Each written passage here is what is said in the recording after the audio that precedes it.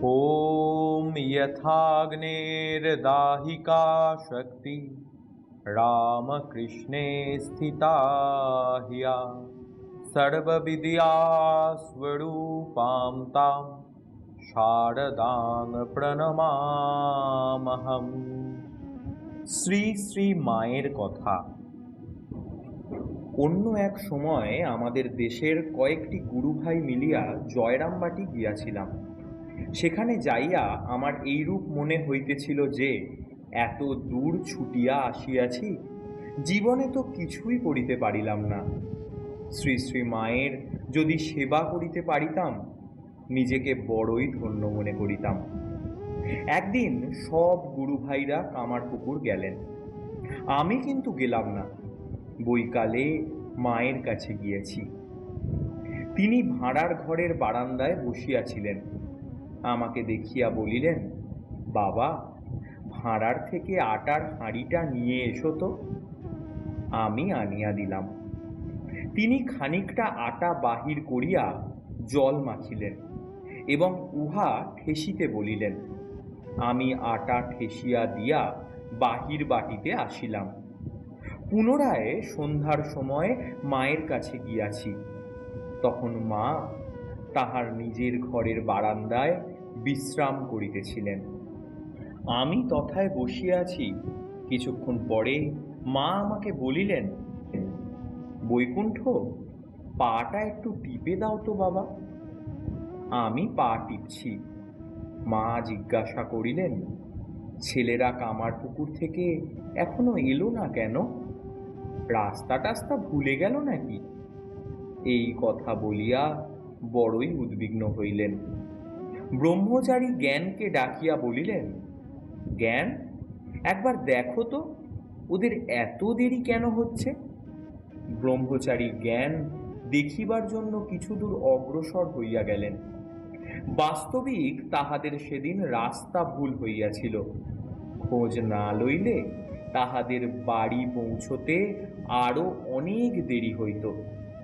রাত্রিতে আমরা সকলে মায়ের সদর ঘরের বারান্দায় ঘুমাইতেছিলাম। শেষ রাত্রে 4টার সময় আমাদের সকলের ঘুম ভাঙিল। একজন বলিলেন, এই সন্ধিক্ষণে যদি একবার মায়ের দর্শন মিলত। এই বলিয়া তিনি একটি গান ধরিলেন, ওঠো গো করুণাময়ী, খোলো গো কুঠির দ্বার, ইত্যাদি। গান শেষ হইতেই দেখি মা বাহির দরজা খুলিয়া দাঁড়াইয়া আছেন।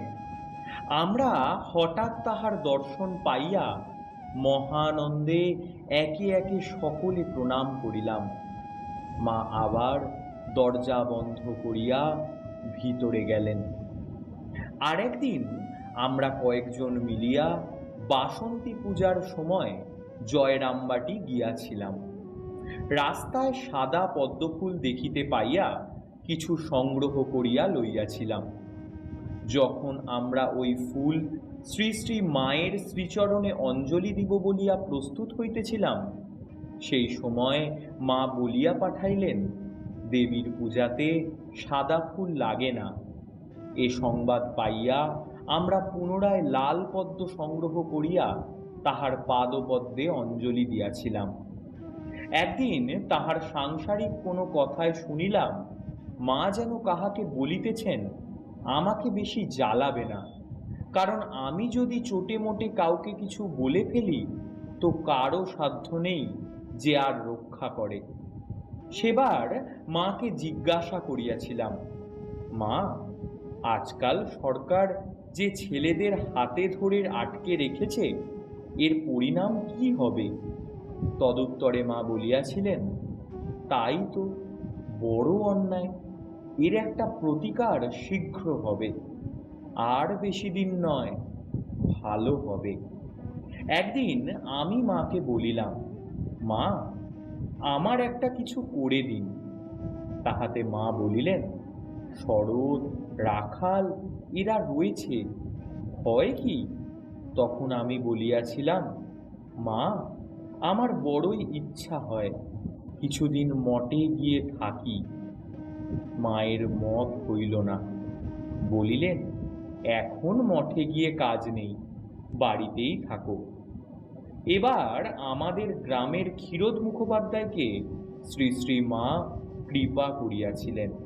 ক্ষীরোদবাবুর মুখে শুনিয়াছি, দীক্ষার সময় মা তাহাকে বলিয়াছিলেন, আজ থেকে তোমার ইহকাল ও পরকালের পাপ গেল। ওম শান্তি শান্তি শান্তি। হরি ওম তৎসৎ। শ্রীরামকৃষ্ণার্পণম।